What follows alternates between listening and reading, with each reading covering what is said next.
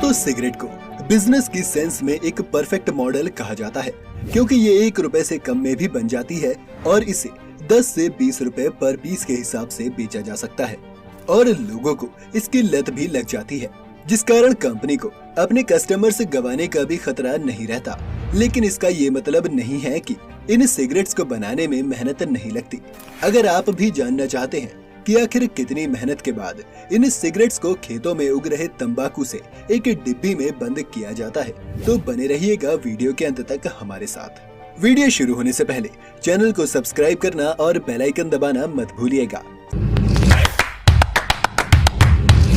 Cigarette बनाने की प्रक्रिया तंबाकू के खेतों से शुरू होती है, जहां ब्राइट और बर्ले 2 तरह की टबैको क्रॉप्स उगाई जाती हैं और एक अच्छी सिगरेट में इन दोनों का ही मिश्रण डाला जाता है। तंबाकू के इन क्रॉप्स को काटने और सुखाने के प्रोसेस को क्योरिंग कहते हैं, जिसके बाद इन्हें एक स्टेमर में भेजा जाता है, जो इसके लैमिना में से स्टेम और वेन्स को छाट कर अलग कर देता है। इसके बाद इसे एक वेयर हाउस में भेज दिया जाता है, जहां अगले 2 साल तक इन्हें स्टोर करके रखा जाता है, ताकि ये टबैको नेचुरल तरीके से अपना फ्लेवर डेवलप कर सके। इसी एजिंग प्रोसेस के दौरान अंदाजा लगाया जाता है कि कौन सा टबैको किस काम के लिए कितना फिट है और उसे कितना ब्लेंड किया जाना है। एक सिगरेट बनाने के लिए 5 अलग अलग कंपोनेंट्स की जरूरत पड़ती है: reconstituted leaf, blended leaf, improved stem, expanded stem और एक्सपेंडेड टबैको। रिकॉन्स्टिट्यूटेड लीफ में स्टेम्स, लैमिना और टबैको के बाकी छोटे छोटे पार्टिकल्स होते हैं, जिन्हें सिगरेट बनाने के लिए पहले शीट्स में बदलना जरूरी है।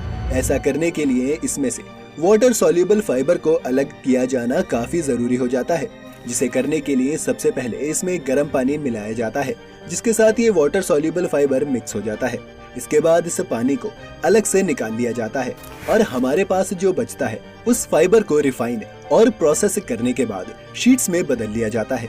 पानी के साथ जो वाटर सॉल्युबल फाइबर हमने अलग कर लिया था, उसे अब गर्म किया जाता है और एक वक्त के बाद इसमें से सारा पानी भाप बनकर उड़ जाता है और हमारे पास प्योर टबैको कंपाउंड बचता है, जिसमें फ्लेवरिंग, प्रिजर्वेटिव्स और ह्यूमिसिटेंट्स को ऐड कर दिया जाता है, ताकि इसके अंदर मॉइस्चर बरकरार रहे और ये मटेरियल वापस से रिकॉन्स्टिट्यूटेड शीट्स पर अप्लाई कर दिया जाता है, जिसके बाद इन शीट्स को ही छोटे छोटे सूखे पीसेस में काट दिया जाता है। रिकॉन्स्टिट्यूटेड लीव्स की ही तरह ब्लेंडेड लीव्स को भी शीट्स में ही बदला जाना है।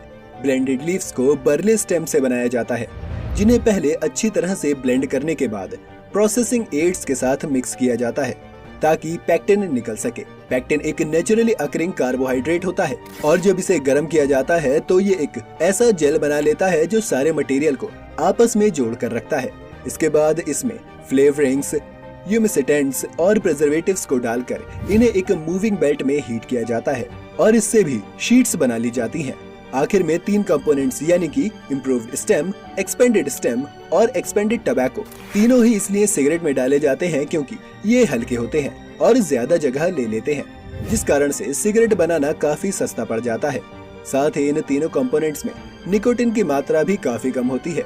इम्प्रूव्ड स्टेम और एक्सपेंडेड स्टेम को बनाने के लिए ब्राइट टबैको स्टेम को पानी के साथ मॉइस्चर और फिर स्टीम किया जाता है। इन स्टेम्स को इसके बाद रोल करके काट लिया जाता है और इसमें भी मॉइस्चर को बनाए रखने के लिए ह्यूमिसिटेंट्स डाले जाते हैं। फ्लेवर के लिए इसमें एडिशनल कंपोनेंट्स के तौर पर शुगर भी मिक्स की जाती है। एक्सपेंडेड स्टेम को एक एक्सपेंशन टावर पर आखिरी बार सुखा दिया जाता है और इम्प्रूव्ड स्टेम को भी स्टीम करने के बाद सुखाया जाता है। एक्सपेंडेड टबैको बनाने के लिए ब्राइट और बर्ले दोनों तरह के टबैको क्रॉप्स को कट करने के बाद उनके लैमिना के साथ शुगर और ह्यूमिसिटेंट्स को मिलाया जाता है और इसके बाद इसमें लिक्विड कार्बन डाइऑक्साइड डाली जाती है और फिर एक एक्सपेंशन टावर पर इसे एक्सटेंड किया जाता है। अब इन 5 तरह के कंपोनेंट्स को पूरी तरह से तैयार कर लिया गया है और अब बारी है अगले स्टेप में जाने की। इन कंपोनेंट्स को इसके बाद ओरिएंटल टबैको के साथ मिक्स किया जाना है। एक सिगरेट में किस कंपोनेंट को कितना डालना है वो एक कंप्यूटर बेस्ड सिस्टम उस सिगरेट के टाइप के हिसाब से डिसाइड करता है।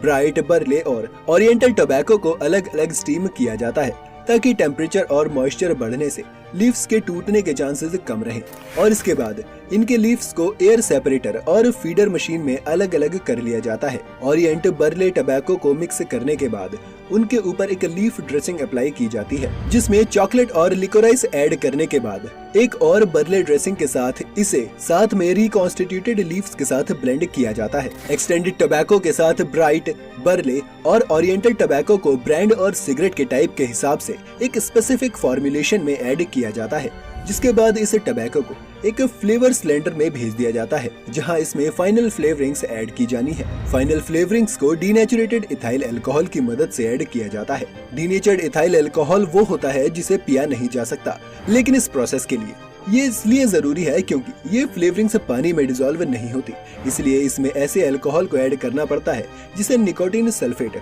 और मिथिलीन ब्लू के साथ ट्रीट करके डीनेचर कर दिया गया हो। जैसे ही ये फाइनल फ्लेवरिंग्स ऐड कर दी जाती है, इस पूरे टबैको को शॉर्ट टर्म स्टोरेज में भेज दिया जाता है। यहाँ से बाहर आने के बाद इस ब्लेंड को एक सिगरेट मेकिंग मशीन में भेज दिया जाता है, जो इसे एक पेपर में रोल कर देती है। मशीन से बाहर आते समय ये अलग अलग सिगरेट्स नहीं बल्कि एक बहुत ही लंबी सिगरेट की रोड होती है, जिसे बाद में सिगरेट के अलग अलग साइज में कट किया जाता है।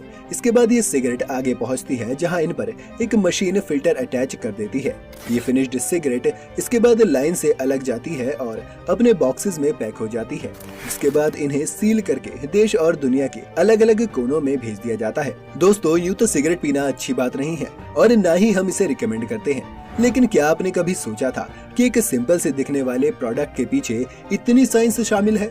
न जाने कितनी ही बार स्टीम और ड्राई करने के बाद आखिर में ये उस टेक्सचर तक पहुंचती है जिसे हम मार्केट में देखते हैं। हमें उम्मीद है इस वीडियो को देखकर आपने कुछ नया जरूर सीखा होगा। आप हमारी अगली वीडियो किस विषय पर चाहते हैं, आप चाहे तो हमें कमेंट सेक्शन में बता सकते हैं। साथ ही अगर आपको ये वीडियो पसंद आई हो तो इसे लाइक और शेयर करना मत भूलिएगा। चैनल पर नए हो तो जाते जाते चैनल को सब्सक्राइब भी करते हुए जाए।